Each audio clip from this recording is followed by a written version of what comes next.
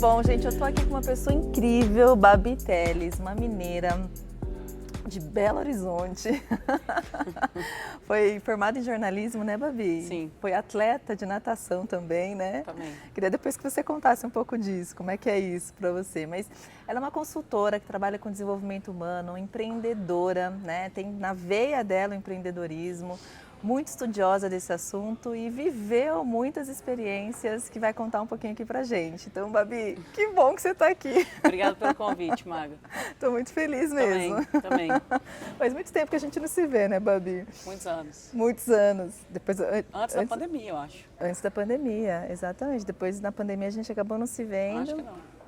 Só pelas Fiquei em redes BH há sociais. muito tempo. Só pelas redes sociais, né, É. que eu te vi. Mas, Babi, uma coisa que você tem, uma das suas grandes paixões é o ser humano, né? Sim.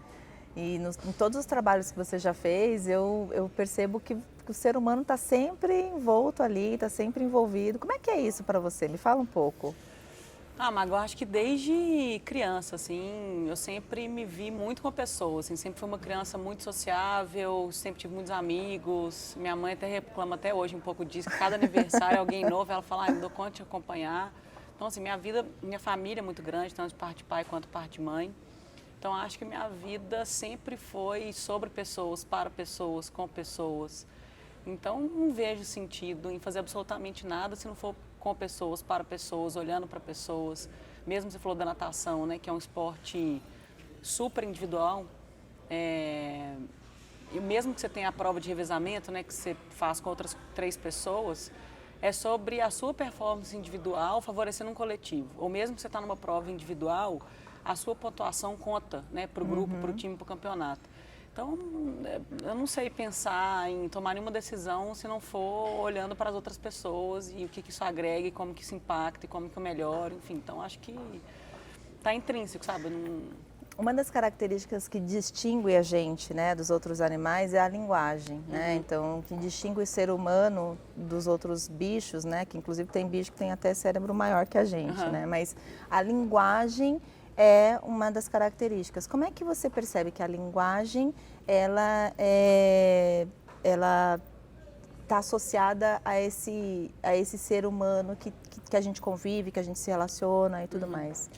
Eu acho que é essa capacidade que a gente tem de se expressar, né? E eu acho que a partir da expressão das emoções é que a gente se conecta verdadeiramente com o outro, seja uma alegria, uma tristeza, né? O amor, uma raiva, enfim, eu acho que é essa expressão das nossas emoções que nos conectam de uma maneira diferente como de outros animais, ou, enfim, entre outras relações, ser humano e animal, né? Porque você tem essa devolutiva. Claro que no pet, né, principalmente animais domésticos, você tem, o próprio cavalo você tem, mas essa retribuição, que a gente trabalha muito empatia, né? Essa retribuição dessa conexão emocional, eu acho que ela é, para mim, a característica fundamental do ser humano. Mas o que você percebe em relação a essa expressão dessa retribuição, como você usou esse termo, da retribuição, em relação às emoções hoje em dia? Que eu vejo tem uma certa dificuldade do ser humano de expressar essa emoção, né? Ou de reconhecer, ou de significar isso. Como é que você também percebe isso? Muito. E assim, eu tô numa fase agora, né, de idade, que eu tô com sobrinhos, minhas amigas estão tendo filhos, então eu tenho convivido um pouco mais com criança do que nos últimos 5 anos. E eu acho que a gente tem uma oportunidade de aprender com a criança nessa espontaneidade que a criança tem de expressar as emoções. Então, se ela fica muito feliz, é aquela euforia, aquele grito, né? E ela não tem nenhum constrangimento em chorar, por exemplo. Seja de dor, de tristeza, de frustração. E eu acho que a gente perdeu isso porque a sociedade acabou nos reprimindo muito nessas emoções. E as duas, mesmo seja uma euforia ou uma emoção negativa, a gente é reprimido em se manifestar. Então, assim, você está feliz demais, mas não sei se vai pegar bem, né? Porque, ou você está muito triste ou com raiva, vai, segura. Então, é isso. Eu acho que o fato da gente estar sendo impedido de se manifestar genuinamente naquilo que a gente sente, é o que está nos desumanizando nesse lugar, entendeu? Porque eu não me permito me conectar com você, seja pela alegria ou seja tristeza. E a gente vai literalmente engolindo essas emoções, né? Eu acho que a gente perde o que é essencial nosso. Interessante, você me fez lembrar uma história. Eu trabalhava numa empresa, né? Não vou contar o nome aqui, mas eu trabalhava numa empresa que um dos gestores que eu tive, ele falava assim para mim. Ele me chamou para conversar um dia na salinha do café e falou assim: Magali, eu tenho que conversar uma coisa muito séria com você. Eu já fiquei meio assim, né? Eu digo, meu Deus, o que, é que eu fiz de errado e tal, né? Que você vai, preciso conversar muito sério com você, você já vai pensando que você fez alguma coisa errada, né? Ele falou assim, olha... Vou tomar bronca. Vou tomar bronca. Ele falou assim, você fica expressando muito as suas emoções, um líder não pode expressar tanto assim. E aquilo para mim foi um grande choque, assim, porque eu falei assim, gente, mas eu tô feliz, eu tô ali conversando com as pessoas, por que eu não posso expressar a minha felicidade, né? Mas ele foi enfático, assim, ele me deu bronca mesmo, porque eu estava expressando aquilo que eu estava sentindo internamente. Como é que você percebe que isso, por exemplo, é vivido nas organizações? Te trouxe o exemplo das organizações, né? Sim. Ô, Maga, mas é interessante isso. Quando, em 2012, eu voltei dos Estados Unidos, do curso de empreendedorismo, e lá eu tinha tido essa oportunidade de experienciar um pouco o que seria esse tal futuro do trabalho, que era basicamente trazer as emoções para a mesa. Quando eu voltei e, junto com 4 amigos, a gente começou o Nine Jobs, a ideia naquele momento era, já em 2012, utilizar de tecnologias que a gente usava, os algoritmos do Facebook para conectar jovens candidatos à oportunidade de trabalho. E aí, naquela época, 2012, 10 anos atrás, né, quase 11, quando eu conversava com os RHs, que a gente usar a tecnologia não só para automatizar e escalar as etapas de recrutamento, mas para conectar princípios genuínos daqueles candidatos e não currículo, né? Não se fala inglês ou espanhol, mas como aquela pessoa se comporta, o que ela valoriza, foi um choque. A gente teve muita dificuldade nos primeiros 6 meses de conseguir gerar confiança nos RHs de que trazer um matching, né, para recrutamento e seleção baseado nas emoções das pessoas trariam mais retenção e mais engajamento e mais verdade para o trabalho do que eu simplesmente olhar onde você formou, quais foram suas experiências e qual idioma você fala. 10 anos se passaram, acho que a gente mudou muito, acho que evoluiu muito, acho que hoje a gente tem muito mais espaço para conversar sobre isso nas empresas, mas a figura do líder, eu acho que ela ainda é muito pressionada para manter esse falso arquétipo de que comigo está tudo bem. Porque assim, independentemente, de novo, se é alegria, se é tristeza, se é raiva, se é amor, independentemente da emoção, você expressar o que você verdadeiramente sente, traz a vulnerabilidade. E a gente não foi ensinado a isso no trabalho, não fomos convidados a isso, né?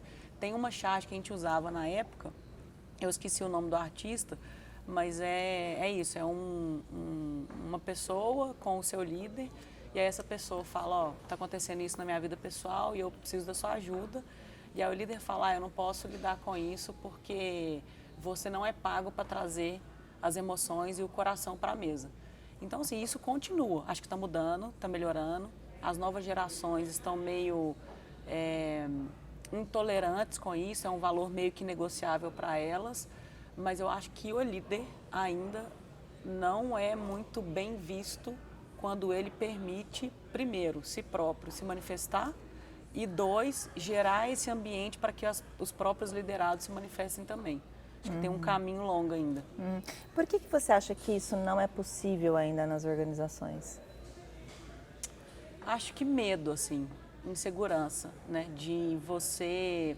Acho que primeiro, assim, de novo, né, como a gente é reprimido em se manifestar, a gente também não foi muito encorajado em ser transparente e honesto. Então tem essa coisa, né, política, meio velada, que você não pode falar exatamente o que você pensa, mesmo na premissa do respeito.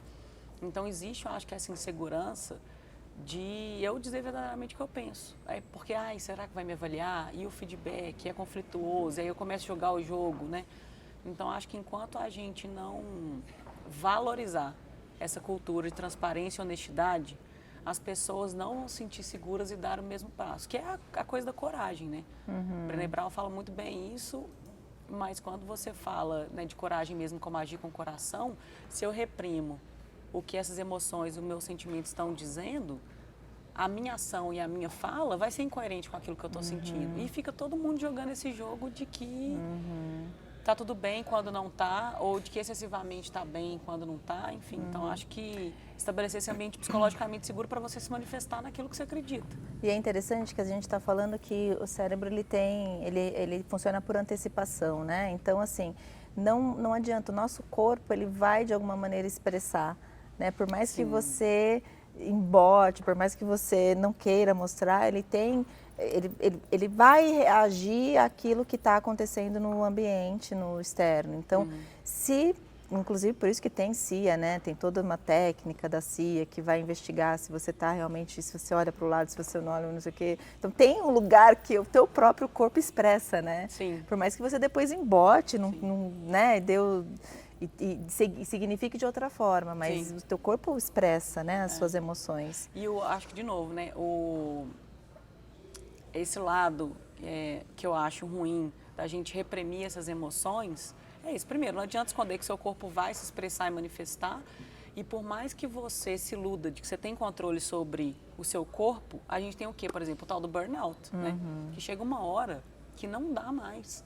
Não dá para você ficar engolindo, para você fingir, né? Para você forçar ou se forçar e ir contra aquilo que a sua emoção está te dizendo. Paralisa, né? Paralisa. E aí tem aí tudo o seu isso. corpo dá um jeito de te parar, né? Se você não parar, se você não se readequar, se você não se permitir, seu corpo fatalmente vai... Qual seria o antídoto para que isso não aconteça? Acho que são alguns. Assim, acho que o primeiro autoconhecimento é você entender o seu corpo e como você se manifesta, os gatilhos, né? Porque, por exemplo, a coisa do feedback, né? Se fala muito de feedback, mas eu acho que a gente tem muito para evoluir nisso, como uma ferramenta de comunicação para desenvolvimento e tal. Então, tem gente que num feedback eventualmente mais assertivo ou até mesmo agressivo, realmente lida com aquilo e vai conseguir estabelecer planos de ação, de desenvolvimento e melhoria sem custo emocional alto. E tem gente que vai se abater profundamente, vai se abalar e a resiliência emocional vai ser menor. Então, acho que você, primeiro, se conhecer e entender como que esses diferentes mecanismos te afetam, acho que é um ponto 1. E o ponto 2 é ajuda, né? Porque acho que você também se autocobrar de que sozinho você vai encontrar respostas e você vai encontrar antídotos, acho que vai trazer só uma pressão que não vai favorecer muito.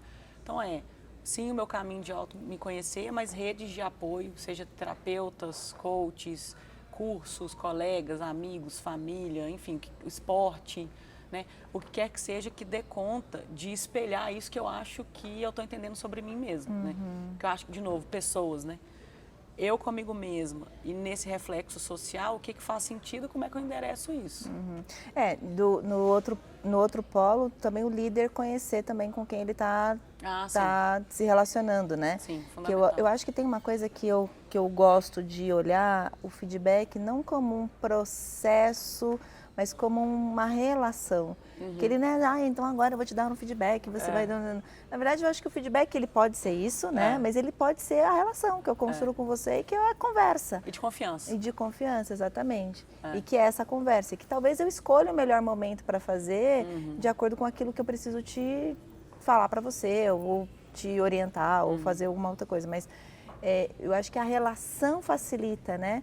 E aí eu queria saber, qual é esse papel da relação na linguagem?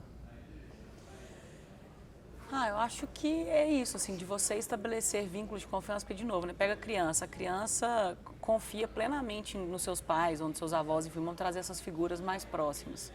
Ela não tem questão nenhuma de se expressar, mesmo que venha a bronca, o limite depois, né?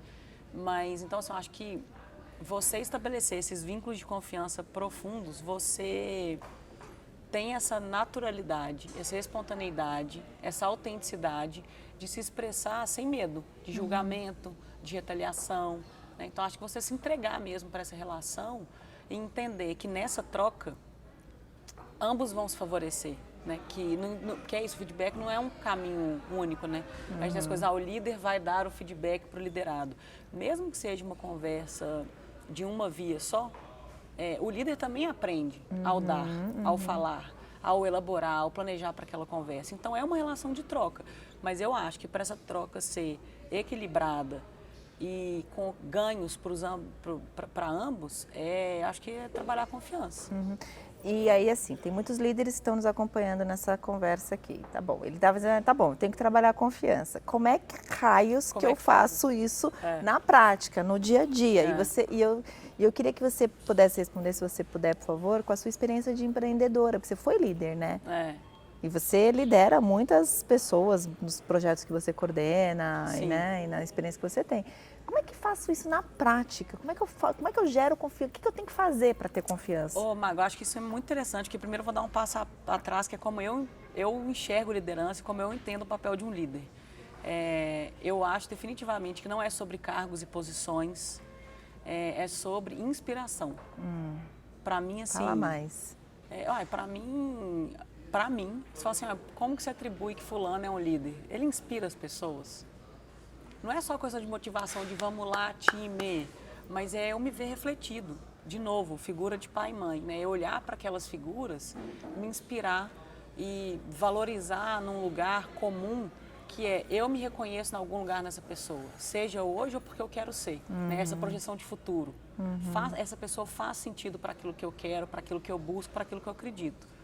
Então, acho que você liderar independe de cargo, de posição, de papéis e responsabilidades. Se você tem essa habilidade de olhar para as pessoas e inspirá-las a serem melhores, a fazer melhor.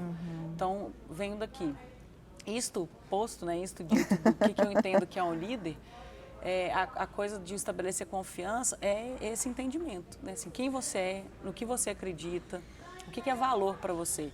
Porque eu acho muito difícil você inspirar pessoas se você não comunga dos mesmos valores, né? E hoje, nas organizações, a gente acha que está passando por uma transformação de tirar essa figura do líder, do chefe, né? De uma figura que eu faço porque você manda em mim, porque você está num lugar de autoridade e de hierarquia, para uma mudança de eu faço porque faz sentido o que você está me pedindo. Está ligado a um propósito, está ligado a um objetivo comum, está ligado a uma melhoria das relações. Então, acho que a partir do momento que você identifica nessa pessoa valores comuns e essa projeção de espelho mesmo, de referência, aí eu acho que eu consigo estabelecer vínculos de confiança profundo mesmo. E como é que você faz para manter esse vínculo? Acho que honestidade. Essa coisa, sabe, da não agenda oculta, da política, do diz que me disse, né? A Carolyn Taylor fala muito, né? Isso, walking the talk, da coerência.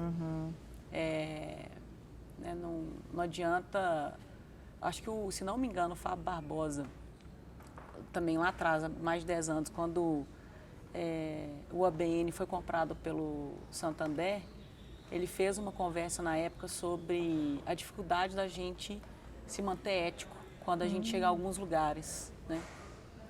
E eu até arrepiei, mas ele falou que todos os dias, ao final do dia, ele refletia num banco, né? Imagina, se ele tinha assinado um cheque e passado a borracha na consciência. Era a reflexão dele no final do dia. Boa pergunta, né? Então, acho que essa coisa da coerência é isso. Eu estou fazendo alinhado aos meus valores, ou se algo está acontecendo que fere os meus valores, eu estou contribuindo e colaborando para um ambiente honesto e verdadeiro, né? E transparente, para que eu discorde, né? Porque é isso, né, Maga? As pessoas deixaram de discordar, porque a discordância vai para uma polarização, para uma agressividade, e aí, tipo, eu não concordo, eu não vou falar. Tá, mas a partir do momento que você não fala, principalmente como líder, você está sabotando aquele negócio, está sabotando a empresa, está sabotando as suas relações, seus liderados, né? Então, acho que a gente batalhar por essa cultura de transparência e honestidade te permite ser coerente. Não concordo e se faz sentido para a organização, ok, mas, né, não conte necessariamente comigo para compactar, porque isso vai ferir meu valor de ética, de integridade, de princípios, etc. Agora, você trouxe uma coisa interessante, né? Você falou dessa coisa do conflito, né? Então, assim, eu olho para aquilo, eu penso diferente daquilo que está sendo pedido, daquilo que está sendo exposto, e eu realmente quero expor, né? Com honestidade, vou trazer o meu ponto de vista e tudo mais. Você pensa que as organizações estão abrindo espaço para esse conflito acontecer? Eu acho que médio, porque acho que ainda falta muita diversidade de pensamento. Não vou falar, né, de raça, gênero e etc. Diversidade de pensamento. Porque dentro dessa cultura o legal são os comuns, né? Você tem esses grupinhos, esses bolinhos, você tem muito pouca diversidade. Então, se existe muito pouca diversidade ainda, né, numa mesa em que se toma decisões, uma pessoa que pensar diferente, tem uma história diferente, uma origem diferente, vai ser muito difícil ela Sustentar, talvez? e ter coragem de se expor, né? Porque ela está num ambiente que ela não necessariamente se sente acolhida, né? Se sente verdadeiramente incluída, né? Tem outra frase também, que eu não vou lembrar agora de quem que é, né? Diversidade é você convidar para a festa, inclusão se chamar para dançar. Então não adianta essas pessoas falarem assim, olha aqui nossa foto, como a nossa empresa é diversa, se nas conversas para tomada de decisão não existe espaço de escuta genuína. A pessoa pode até falar, tá legal sua opinião, mas vamos aqui, ó. Vamos na maioria, entendeu? Então, acho que se não houver antes esse trabalho genuíno, verdadeiro, de diversidade e inclusão, para que as pessoas tragam pontos de divergência, não vai sair muito do lugar, não. Você usou um termo que eu particularmente sou super fã, escrevo sobre isso, gosto disso e experimento e tento né, e pratico, que é a escuta. Sim. Que é a escuta. E que para mim é um baita desafio. Para mim, eu acho que assim, é um dos grandes desafios da gente conseguir desenvolver essa escuta verdadeira, né? O que você considera isso também? Você acha isso difícil também? Nossa, mas eu acho muito, particularmente acho que tem melhorado bastante, é uma coisa que eu adoro fazer. Muita gente pergunta, né, Babi, essa coisa, você ganha na Mega Sena, você faz o quê? Eu falo, não, gente, eu faria alguma coisa só para ficar ouvindo pessoas o dia inteiro. Acho maravilhoso. Por exemplo, recrutamento e seleção dentro do subsistema de RH é uma das coisas que eu hoje menos gosto de fazer. Mas quando eu tenho que fazer, é preciso ser feito, eu vou com o coração muito aberto. Porque é uma pessoa que vai me contar a história dela. É tudo que ela tem. Isso é muito sagrado, muito, né? Muito. É tudo que ela tem. Então, quando eu vou para uma relação, eu vou disposta nesse lugar muito de ouvir. Seja assim, numa coisa funcional, pragmática, formal, de uma etapa de recrutamento e seleção, seja num feedback, seja num café, num almoço, né?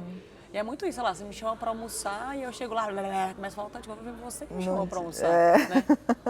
Mas, e aí, tudo bem? O que você quer falar? E dá espaço para você falar, né? E a gente fica nesse atropelo muito autocentrado e muito egóico de ser tudo sobre mim, né? E de novo, relações e pessoas não é só sobre nós, né? E qual que é o papel da escuta nessa construção de confiança? Acho fundamental, porque eu acho que você desenvolvendo essa escuta genuína, você caminha para uma relação empática. E eu acho que a empatia vai para esse lugar do não julgamento e da inclusão mesmo, sabe? Então, eu tô aqui para te ouvir, né? Não cabe a mim julgar absolutamente nada. E acho que verdadeiramente você se conectar e falar assim, tá, Mário, e o que você espera dessa escuta, dessa conversa? Não está sendo nada. Eu só quero falar. Né? E hoje, quando você olha, né, a procura por terapias, sejam elas quais forem, para o próprio coach, é o quê? Estamos pagando para um profissional nos ouvir por 1 hora por semana. E tem pessoas que estão em situações hoje que é tipo assim, cara, se tirar minha terapia, tipo, eu morro um pouco, porque aí você não tem o que falar. Tá todo mundo muito ocupado, muito correndo, muito cansado, você não quer incomodar, né? Nas organizações tem muito isso. Ai, mas são 5 minutos. Ai, mas Babi, você tem 5 minutos? Mas nossa, é tão ocupada, né? Gente. Esses dias eu liguei para uma pessoa e eu falei, nossa, mas como assim? Você já ligou? Tipo, eu falei assim, você estava me respondendo pelo WhatsApp. Eu falei assim, é melhor conversar, né? Do tipo, vamos conversar sincronamente, né? E o que eu queria ouvir de você, Babi, é assim, a gente sabe que esse líder, ele não teve, que muitos líderes não tiveram essa formação mesmo para escutar. Né? Eu sei que isso é uma da característica essencial, né? A essência do ser humano, é inato, todo mundo nasce com essa condição, exceto os surdos, mas que escutam de outra forma, né? Como é que esse líder que está na organização, que é cobrado, que fica ali, tem que dar resultado, tem que gerar performance, tal, não sei o quê, tem que motivar as pessoas, tal, não sei o quê, ele pode desenvolver essa habilidade? Mas eu acho que primeiro assim, ele precisa reconhecer que é importante, necessário, e não fazer porque estão dizendo para fazer, né? Buscar autoconhecimento para entender quais são as dificuldades de escuta, né? O que significa isso? Quando eu paro para ouvir, né, e dentro desse princípio que a gente foi criado, de que o líder tem uma autoridade, um princípio de superioridade, descobrir, pô, mas quando eu paro para ouvir, eu reconheço que aquele liderado eventualmente sabe mais do que eu e está tudo bem, né? Então, acho que primeiro é isso, é entender qual é a dificuldade de escuta dele. Primeiro, assim, né, reconhecer que ele quer, precisa, que é importante para ele. E para o negócio, né? Para além do que estão pedindo ou mandando. 2, entender a origem dessa dificuldade de ouvir, o que isso representa, né? É um lugar de vulnerabilidade, de insegurança, de medo, de princípio de superioridade, para desconstruir isso. E depois ir fazendo pequenos testes, né? Uma coisa que eu acho que ajuda até, como qualquer mudança de hábito, é você criar rituais, né? Então, poxa, eu vou criar rituais semanais com a minha equipe. Eu vou deixar só a minha equipe falar, né? Eu acho que, se não me engano, a essência das tribos indígenas tem muito isso, né? O cacique é o último a falar. Quando ele reúne para conversar, para os ritos, né, sejam de passagem ou não, todo mundo da aldeia fala.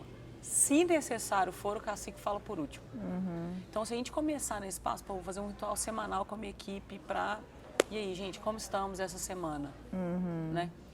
Quinzenais, trimestrais, mensais, one-to-ones, né? Independentemente de ser feedback formal ou não, pô, então, uma vez por mês eu vou marcar meia hora com todo mundo do meu time para saber como é que tá, né? E eu acho que você vai desenvolvendo esse gosto, porque você vai percebendo o valor e a mudança, né? Você vai percebendo a conexão genuína, os vínculos de confiança, a colaboração, porque eu também saio daquele lugar que alguém aqui quer me ultrapassar de uma maneira não legal, e aí a própria equipe começa a trabalhar esses vínculos mais autônomos de tomar a decisão sem depender tanto do líder, porque a gente está um pouco mais conectado. Então, acho que é começar de algum lugar. E é interessante que eu acho que a gente tem muitos distratores, né? Assim, a gente tem coisas que estão ao nosso redor que nos distraem desse processo de escuta, né? Muito. Um coach meu me mandou uma mensagem esses dias e ele falou assim: Maga, eu preciso te contar isso. Todo animado, assim, eu preciso te contar isso. Eu fechei uma agenda para realmente escutar os meus colaboradores. E eu fechei a sala, tirei o celular, eu realmente bloqueei minha agenda. Assim, o mundo podia estar caindo lá fora, mas eu estava escutando. E quando eu escutei uma colaboradora em especial, ela até chorou, Maga. Ela até chorou, porque ela falou que assim, fazia muito tempo que ela não se percebia ou não se sentia sendo escutada por mim. Lindo. E assim, ele contando, assim, e o que eu achei mais bonito foi que assim, ele viu o valor que esse processo, que essa dedicação para essa escuta, né, genuína dessa pessoa, teve no negócio que ela estava conduzindo. Então, assim, do tipo, cara, eu me sinto pertencente, eu me sinto sendo ouvida, eu me sinto valorizada, então não sei o quê. Cara, eu vou dar o meu a mais, né? Eu vou fazer melhor aquilo que eu tenho que fazer. Então, para mim, é interessante você falar isso, porque para mim realmente é um processo, assim, é negócio, não é business. Eu estou falando assim, o líder que quer gerar resultado, faz isso aqui, sabe? Tipo, esquece um pouco a venda. Olha para isso aqui, porque isso aqui é consequência, né? Então... Porque assim, além de gerar resultados tangíveis, né? É gratificante. Né? Gera conexão, né? E aí conexão de vida, né? De ser humano. Babi, eu reparei, eu prestei algumas coisas aqui, umas perguntas, né? Deixa eu pegar para ver se eu não esqueci uma que eu quero te fazer, que estava muito na minha cabeça aqui. Medo. Peraí. Não precisa ficar com medo, não.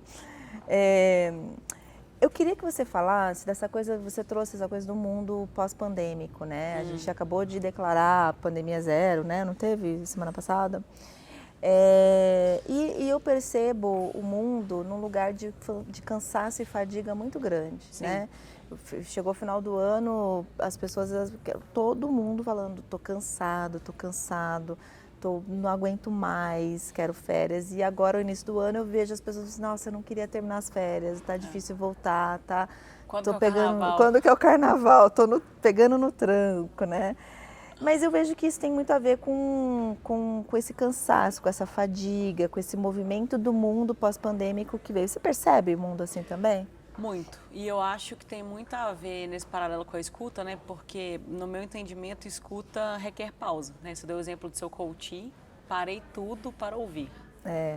Então, acho que a gente vem de décadas de uma cultura de trabalho, de produtividade, vamos, work hard, play hard, 24/7, não para não. Então, acho que a gente vem dessa cultura, né? No mínimo 30 anos, mas nos últimos 10, com as tecnologias exponenciais mais intensos. E quando vem a pandemia, só que, né, ainda assim, acho que antes da pandemia você tinha uma pausa que era estressante, mas ainda assim tinha um lugar de separar espaço-tempo, que era no trânsito, por exemplo. Então, se eu sair do meu trabalho e pegar 1, 2 horas de trânsito, meia hora, seja metrô, ônibus, ouvindo uma música, ou podcast, no carro, enfim, qualquer coisa, né? Ou mesmo assim, distraído no metrô, qual que é a sinalização, onde que eu desço e tal, você tinha um tempo mental em desligar aquilo, porque você está distraído com outros estímulos, e aí você vai chegar em casa, vai fazer sua rotina. A pandemia acabou com esse lugar, espaço-tempo. Porque quantas vezes, né? Eu fiz um call cozinhando, eu fiz um call estendendo a roupa. Quantas pessoas? Inúmeras vezes, Quem né? tava com criança em casa, gente. Assim, então, acho que essa coisa da gente ter perdido o limite entre o profissional e o pessoal, embora eu nunca acreditei muito nessa separação. Também não. Mas é isso, a gente ficou sem espaço, sem pausa, né? Eu tô almoçando, fazendo call, a coisa do acordar, já liguei meu computador, né? Então, assim, você comia rápido, comia mal, dormia mal, telas o tempo inteiro, né? Então, acho que a gente, ao longo desses últimos quase 3 anos, mais 2 de pandemia intenso, a gente bombardeou o nosso cérebro de cortisol, muita adrenalina e nosso corpo tá assim, você não vai aguentar por mais tempo. Né? Tá todo mundo no pico dessa intensidade de estímulos sem descanso, sem pausa. O que eu percebo é que tem a gente teve que criar novos circuitos, né, para você viver trabalhando em casa com a criança, fazendo a comida, né, estendendo a roupa, tal. Então a gente teve que criar outros circuitos para fazer isso tudo acontecer, né? E eu acho que agora a gente está vivendo o retorno disso, né, do tipo, quais são esses circuitos que a gente vai ter que voltar a acionar. Isso gera cansaço também, né? Muito, porque você está reprogramando seu cérebro todo tempo, né? A gente estava num padrão automático mesmo, né? De bem... eu saía toda hora, pegava o transporte, chegava, ia almoçar, vai tinha um café, né? E voltava. A gente estava automático.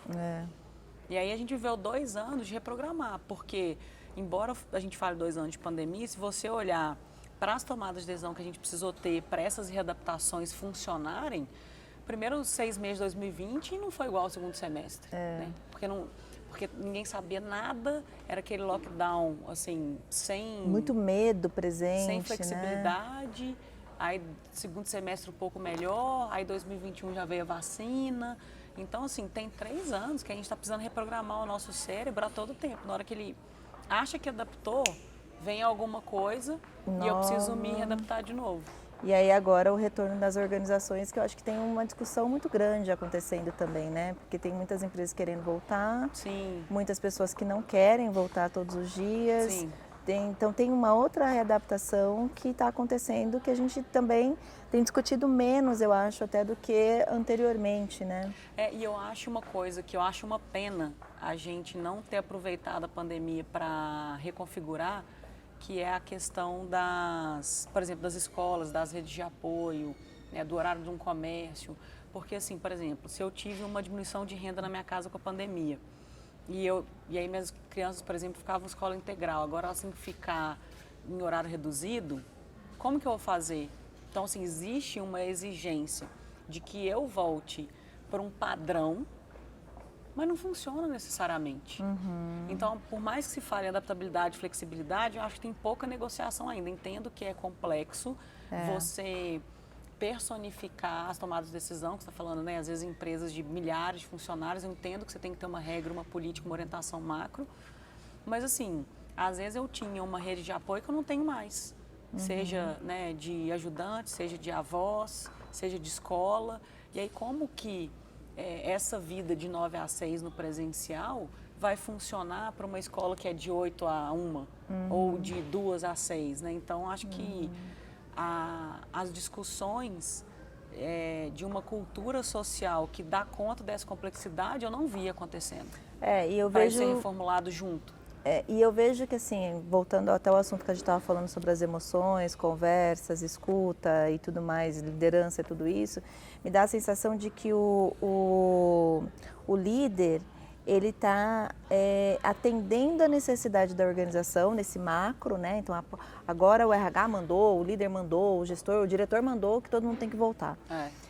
Mas ele está esquecendo que esse indivíduo que está ali fazendo o trabalho, tal, não sei o quê, ele está vivendo uma carga emocional totalmente diferente do que ele estava vivendo quando ele estava na casa dele, porque o filho vai sentir, o filho também está sentindo toda essa carga emocional da ausência do pai, que agora não está em casa, não vai brincar, não quer. E aí o colaborador está vivendo tudo isso e assim, não se fala nisso. Por quê? Porque a ordem é voltar. Mas, né? Maga, se você olhar para alguns relatórios, se você faz recorte de gênero e raça, mas vou ficar só no gênero, mais de, né, dependendo do setor, mas entre 50% e 80% de mulheres em cargos de liderança não voltaram depois da pandemia.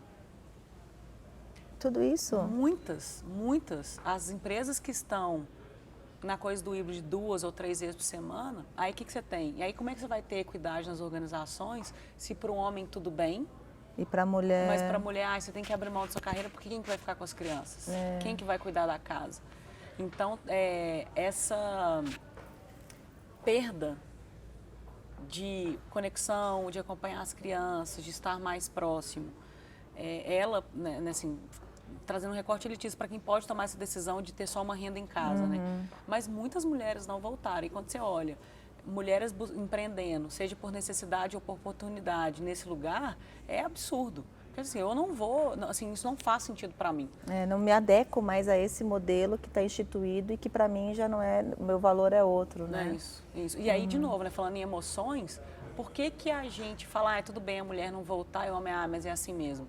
Quantos homens teriam a coragem, sejam líderes ou não, de falar assim, não, eu não vou voltar porque para mim agora eu descobri que é valor, eu não vou abrir mão desse convívio com meus filhos, ou com a minha família, ou com a minha liberdade de viajar e trabalhar 3 meses da praia, né? Então, assim, a gente também não permite essas conversas, né, de uma liderança eventualmente masculina. Não, eu vou seguir e aí, né, a mulher abre mão. Né? E aí você põe nas relações homoafetivas, em 2 mulheres ou 2 homens. Como que isso funciona, né? Então, acho que é isso. A gente, acho que enfraqueceu um pouco uma conversa que a gente teria a oportunidade de ser muito mais rica, muito mais ampla. E o que eu penso também é que, assim, a gente volta para um modelo que é o modelo pré-pandemia, né? Então, assim, o modelo pré-pandemia era o que funcionava. Será? Né? Será? Porque a gente teve a oportunidade, cara, mudou tudo, né? Mudou tudo e para todo mundo. Não foi assim, mudou para esse bairro aqui de São Paulo, para Moca. Não, mudou tudo para todo mundo. Então, assim, que incrível seria se realmente a gente pudesse abrir e aí a gente vê grandes líderes mundiais falando de um modelo de, não, tem que voltar, tem que voltar. Agora sim, eu entendo também que tem um lugar da relação, da troca de contato físico, relacional, que tem uma importância para o ser humano, né? Como é que você enxerga isso? Porque também assim, eu vejo, a gente sofreu muito na pandemia, porque a gente não podia dar um abraço, não podia sim. beijar, não podia, né, ter o contato físico, Sim. tinha que, né, se estava com algum tipo de possibilidade de estar com Covid, não pode dormir junto, tem que dormir separado, tem que ficar em casa separado, não sei o quê. E a gente sofreu muito essa ausência, né, de pele, de contato. Como é que você vê isso relacionada a essa coisa, até mesmo das conversas? Como é que a gente pode conversar e esse mundo da tecnologia com esse mundo físico, touch, e essa conexão que tudo pode acontecer? Ô, Magda, você sabe, né? Eu sou muito entusiasta do futuro do trabalho, mas a minha abordagem, ela é zero tecnológica, né? Ela é 100% antropológica. Não acho que os robôs vão dominar o mundo, não, enfim, não é a minha praia. Mas uma coisa que eu acho muito interessante, você estava falando, né, da comparação dos humanos com os outros animais, nós somos a única espécie que, categoricamente, né, só sobreviveu e sobrevive porque alguém cuidou da gente. Né? Qualquer outro mamífero nasce, vai. Já começa a andar, inclusive, né? Se vira. Se a gente não for cuidado, a gente não se vira. Né? A gente estamos vendo aí os Yanomami agora, né? Se a gente não for cuidado, a gente morre. Então, acho que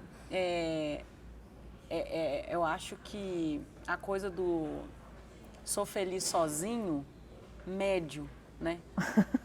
Acho que a gente conseguiu ver na pandemia que definitivamente somos seres sociais e precisamos de um coletivo para sobreviver. E esse coletivo pautado em relações frias e virtuais não se sustentam. Né? Em países menos afetivos, né? Sejam os nórdicos, o próprio Japão, você olha qual que é o desdobramento de suicídio. Né? Por outro lado, você olha, né, o Brasil, que tem uma característica de ser muito acolhedor afetiva, e essa coisa do calor, né, do brasileiro, ou a própria Índia. Né? Você fala, o Brasil está miserável, as pessoas rindo e felizes, porque tem afeto, né? Porque tem esse princípio da coletividade. A gente entendeu que uma das nossas características primordiais, eu acho que enquanto país, é a solidariedade. Né? É eu trocar, é eu atender, né? Eu dar aquilo que eu tenho, e o que eu não tenho eu dou carinho, eu dou afeto. Então, acho que trazer isso para as organizações vai ser um diferencial competitivo mesmo, sabe? Eu até comentei esses dias numa das startups que eu faço parte, eu acho que assim, né, fala que o amor é revolucionário. Fala, cara, se o amor é revolucionário, amar dentro de uma empresa, então é qualquer coisa de muito, muito, muito forte. Sabe, transcende a parada. Então, acho que se a gente caminhar para esse lugar, né, de relações afetivas, afetuosas, acolhedoras, inclusivas, a organização, assim, a sustentabilidade para mim está nesse lugar, como negócio que vai sustentar nos próximos 10, 20, 30 anos. Quando você fala isso para um líder, para um cara que precisa pagar as contas no final do mês, ou um cara que precisa gerar o resultado no relatório que vai ser apresentado para o diretor na reunião trimestral, tal, e você fala assim, amar revolucionário e tal. O que você acha que esse cara pode pensar, como que o negócio e amor, resultado e amor, meta e amor conversam? Eu acho que, de verdade, do meu coração, tá? Acho que é quase binário. Eu acho que uns olham e falam assim, tadinha, gente. Sabe nada, inocente. Tadinho. Daí ideia fala assim, sabe aquela... e tá assim, coitado. E tem uma outra parcela que eu acho que se permite refletir sobre, e dependendo, e se permitindo refletir e sentir, vai buscar entender o que é isso para ele na prática. Porque eu não acho que eu também vou dar forma, falar assim, a Mara é isso, faz aquilo. Não. Eu acho que é tipo assim, o que será que ela quis dizer? Ou como que será que seria isso na prática, né? E eu acho que para quem lida com crianças, seja direto ou indiretamente, tá um pouco mais sensível a isso, porque, eu não sei, eu falo isso, sabe, assim, eu falo assim, o que é um sucesso para você? Para mim, é eu envelhecer e meus filhos, ou meus sobrinhos com 30 anos, falarem e narrarem que a experiência de trabalho deles é muito próximo daquilo que eu imaginei que eu estou fazendo para que seja hoje, entendeu? Então, acho que quem tem essa coisa de legado, de propósito, de impacto, de transformação social genuína, vai ficar no mínimo incomodado e falar assim, E vai ter essa outra galera que faz parte mesmo, que fala assim, tá legal, hein? E vai chegar para RH e falar, nunca mais chama essa louca. Para falar aqui, porque tá totalmente... Nossa, tadinha, não. Mas você sabe que eu tive a oportunidade de conversar com um líder que eu atendo, um alto executivo, né? Que eu tenho um convívio e que eu atendo e tal. E eu vi esse líder se emocionar porque ele estava num processo de reestruturação da área dele e ele ia ter que mandar a gente embora. E a gente conversando tal sobre esse processo e tudo, e ele de verdade, assim, ele se emocionou pesado, assim, ele falou assim, cara, eu sei que é isso que eu preciso fazer, porque eu sei que o negócio está me pedindo isso, eu sei que a gente não vai conseguir fazer se a gente não reduzir headcount e tal, mas tá doído, dói, até me emociona, assim, dói, porque, assim, essas pessoas, elas precisam do trabalho, eu sei disso. E aí, assim, não estou falando que amar é chorar, não estou falando disso, mas eu estou falando que é você... Você se importar, você cuidar daquelas pessoas. Exato. Você se implicar nessa emoção que está viva em você. Sim. E não simplesmente, vai, tem que mandar embora. Rodar o processo, né? Vamos mandar embora, né? E me fez lembrar um outro caso também, que eu acho que é importante, porque eu acho que essa coisa, o que é o amor, né? Que você falou, para cada um vai ser uma coisa, né? Eu estava num grupo, a gente estava fazendo uma sessão de conversa para ajudar esse líder a resolver um problema importante, real, urgente e tal, e ele estava realmente fazendo essa reestruturação da área dele. E era uma área comercial, tal, que ele ia precisar incorporar uma outra área, tá? Aquela coisa toda de empresa. E ele estava bem processual, assim, ele falou, cara, eu não sei como é que eu faço, qual é a fórmula que eu vou ter que, qual a estrutura que eu vou ter que montar para incorporar isso e o resultado não está acontecendo. E aí as perguntas, né, e as perguntas foram acontecendo de pessoas que não conheciam do processo dele, pessoas que não estavam envolvidas diretamente com aquilo, e ele foi sendo incomodado. Você já perguntou para as pessoas o que as pessoas pensam a respeito dessa reestruturação? Como as pessoas fariam se elas estivessem no seu lugar? O que está implicando, o que significa para elas essa mudança? O que elas estão sentindo em relação a essa mudança? E aí ele foi sendo perguntado e tinha perguntas que ele não sabia responder, porque ele realmente não tinha acessado essas pessoas para que essa mudança acontecesse. Então era como se assim, ele é o responsável pela mudança? Sim, ele que vai fazer o PowerPoint que vai apresentar para o vice-presidente da estrutura nova e vai ter que entender quantas pessoas vão ficar, quantas pessoas não vão ficar. Mas é isso, assim, a gente está falando de pessoas, a gente está falando de vidas, a gente está falando de histórias, a gente está falando de experiência, de legado. E aí o amor eu acho que está muito nesse lugar, né? Deixa eu me implicar, deixa eu ver como é que seria para esse outro, né? E eu acho que para isso, para mim, volta na coisa da escuta de novo, porque você concorda que um líder que se permite ouvir, escutar e se conectar genuinamente, ela deixa de ser um colaborador, um CPF, um número de matrícula e passa a ser o João, a Maria, né? Que tem filhos, que tem pais, né? Que tem irmãos, que tem sobrinhos, que tem dívidas, que tem alguma questão de saúde familiar.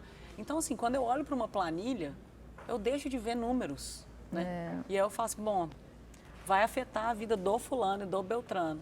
E sendo vidas, né, envolve emoções, sentimentos, impacto. Então eu posso, já que se eu não consigo reverter a decisão, eu posso fazer ela, que eu acho muito ambíguo e estranho, mas eu uso esse termo também, embora eu não goste, que é tipo, aí você vai humanizar a relação, né, gente? Mas você é veterinário? É óbvio que você vai humanizar a relação, entendeu? Mas assim, você desconstrói esse lugar de números, de chegar no saving, da margem e faz o processo de uma maneira mais cuidadosa, acolhedora, né? Eventualmente consegue negociar, bom, vamos estender seu plano de saúde por tanto, vamos continuar pagando vale-refeição por tanto tempo. E entrar em vou te conflitos, ajudar né? em outras, enfim, alocações, recolocações, entendeu? Então, assim, é isso, a coisa do humanizar é você se envolve, conecta, você sente também, e não é um despacho, sabe? É. E aí que eu acho que desmonta esse lugar do líder, que é o líder que precisa dar conta de tudo. Sim. Porque o líder não vai dar conta de tudo, né? Ninguém, né? Ninguém, nem máquina dá É. conta de tudo, graças a Deus, né? É. Porque ele, inclusive, senão a gente As deixa... baterias acabam. É, as baterias acabam, exatamente. Mas é isso, ele desmonta esse lugar de superpotência, do tipo, então eu sou super poderoso, super-herói, e eu tenho que dar conta de tudo. Não, talvez você não dê conta de tudo mesmo, né? E que bom que você não dá, porque ser humano é isso, né? E essa coisa, né, eu acho, ilusória de dar conta de tudo, pra mim, diz sobre uma pessoa que, por uma questão até de sobrevivência, criou mecanismos para não sentir, porque se você sente, você fala, não estou dando conta, né? Seja eu estou sentindo falta de uma comemoração com os amigos, um esporte, uma viagem, seja estou sentindo falta de dormir, estou sentindo falta de me alimentar melhor. Então, se você se permite sentir qualquer que seja a emoção, você para e faz alguma coisa. Agora, essa coisa do piloto automático, não é sustentável, não. E eu acho que tem uma coisa que, assim, quando a gente sente as reações ou os comportamentos que são expressados a partir desse sentir, é muito mais poderoso, né? Sim. É muito mais poderoso, tem muito mais Verdade. Força de vida, né? Tem muito mais vida nisso, Eu acho que né? verdade, né? Que é isso. Nossa, fulano chora. Posso ir. Em algum momento você pensou que não, né? Porque você... Né? Babi, você estava falando do futuro do trabalho. Você é muito entusiasta disso, eu sei. Qual é o futuro do trabalho? Humano. Se não for para esse lugar, a gente vai morrer. E precisa de cuidado, precisa de acolhimento, de escuta, precisa de carinho, precisa de afeto, sabe? Precisa de conexão, de confiança. Coisa que só o ser humano sabe fazer.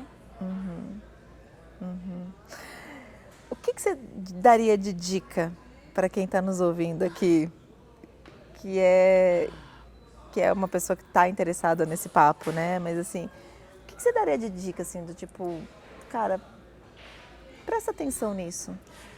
Presta atenção no quê?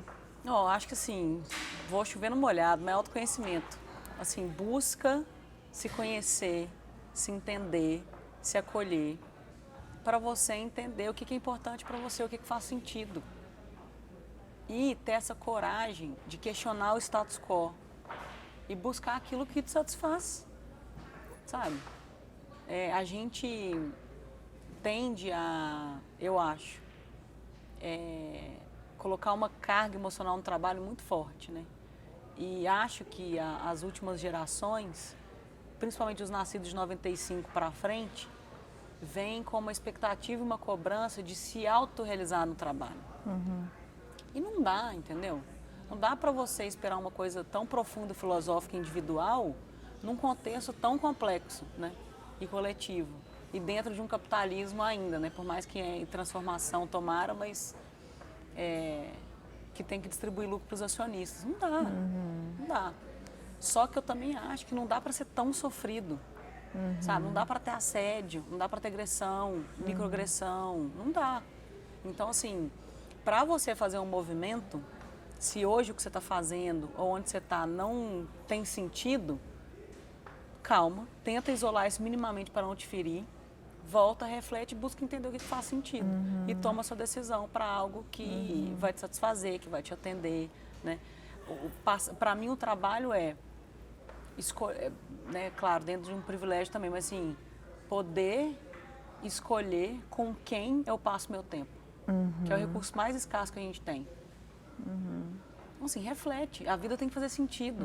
E se você passa 8, 9, 10, 12, 14, sei lá quantas horas compartilhando o seu tempo com aquele grupo de pessoas, tem que valer a pena. É interessante você falar sobre essa questão da reflexão. Eu fui àquela peça que você indicou. Amei, gostou? Gostei. Pode falar a verdade. Gostei. Achou muita brisa, não? Não, eu achei, algumas coisas eu achei, outras não. Mas uma das coisas que ela falou, né, que é uma peça para quem está assistindo, a peça daquela russa.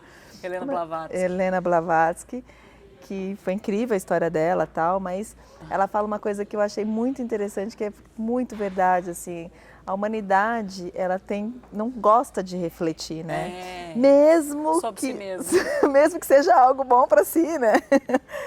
E aí eu fico pensando, como é que a gente pode gerar comportamentos que nos permitam colocar isso no